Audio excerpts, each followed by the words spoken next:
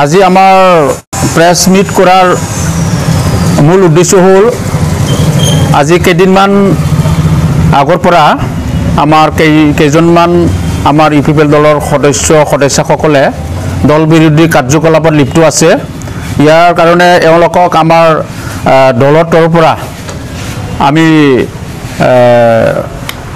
ডিসিপ্লিনাৰী action লৈ পেলাই তেওঁলোকক আমাৰ দলৰ পৰা বহিষ্কাৰ কৰিবলৈ আমি বাধ্য হৈছোঁ। কাৰণ তেওঁলোকৰ যিখিনি কাৰ্যকলাপ সেইটো আমাৰ দলৰ কাৰণে ক্ষতিকাৰক আৰু যিসকলে আজি ইয়াত আমাৰ এইখিনি শাস্তিক আমি দিয়া হৈছে তেওঁলোক হ'ল আমাৰ Mrs Swapna Daimary vice president Udalguri district UPPL women উইঙৰ আৰু মোহাম্মদ আব্দুল জব্বাৰ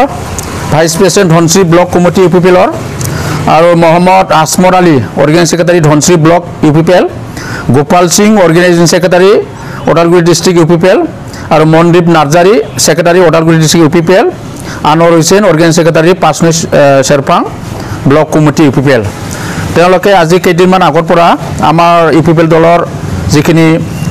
বিৰোধী যিখিনি কাৰ্যকলাপত লিপ্ত থাকিছে ইয়াৰ কাৰণে আমি তেওঁলোকক আমাৰ দলৰ পৰা বহিষ্কৃত কৰিবলৈ আমি বাধ্য হৈছোঁ। কাৰণ তেওঁলোকে খুব কম দিনৰ আগতে আমাৰ দলত যোগদান কৰিছিল আৰু কম দিনৰ ভিতৰতে তেওঁলোকে আজি আমাৰ দলৰ পৰা বহিষ্কৃত হ'বলৈ বাধ্য হ'ল। কাৰণ তেওঁলোকে আমাৰ যেটো ৰাজনৈতিক দল যিখিনি কাম কৰিছে তেওঁলোকে মানে দিন হিচাপেহে দল বাগৰা কৰে। আজি আমাৰ লগত কালি বেলেগৰ লগত তেনেকুৱা ঘূৰি আছে। ইয়াৰ আগত তেওঁলোকে কোনবা ইউডিএফৰ আছিলে ইউডিএফৰ আহি আমাৰ দলত বেছি দিন হোৱা নাই 2-3 মাহ আমাৰ দলত থাকিল আকৌ বেলেগ দলত লগত যোগাযোগ কৰি আছে। তেনেকুৱা আমাৰ দল বিৰোধী কাৰ্যকলাপ কৰি থকাৰ কাৰণে তেওঁলোকক আজি আমাৰ দলৰ পৰা আমি বহিষ্কৃত কৰিবলৈ বাধ্য হ'ল আৰু আজিৰ পৰা তেওঁলোকৰ যিখিনি প্ৰাইমাৰী মেম্বাৰশ্বিপ আজিৰ পৰা আমি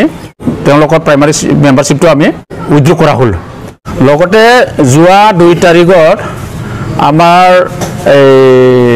মুদৈবাৰী সমষ্টিৰ বিপ্লৱৰ প্ৰাৰ্থী লগতে প্ৰাক্তন ইএম জগদীশ চৰকাৰে যে আমাৰ ইউপিপিএল দলৰ সভাপতি প্ৰমোদ বড়োৰ বিৰুদ্ধে যিখিনি বক্তব্য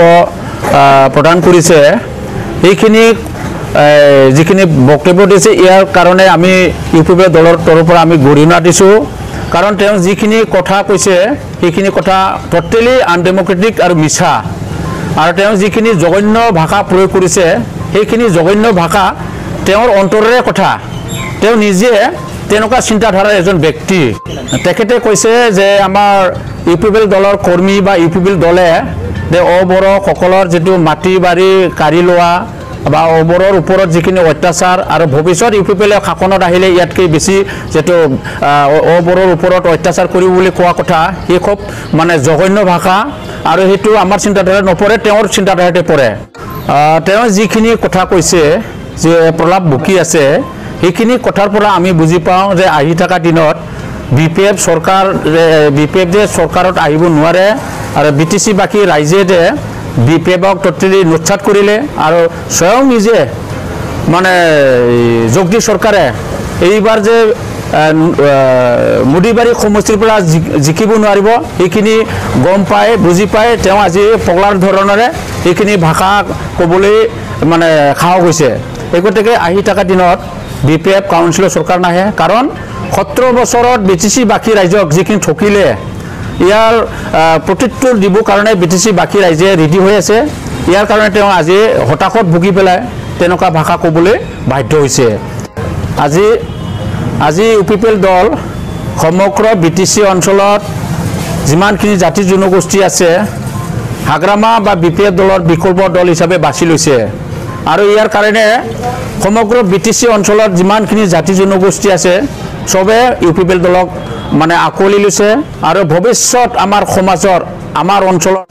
মানে ভাল চিন্তা কৰি পেলাই সকলো জাতি জনগোষ্ঠী আজি দলে বলে ইউপিপিএলক আগন্তুক নিৰ্বাচনত ভোট দি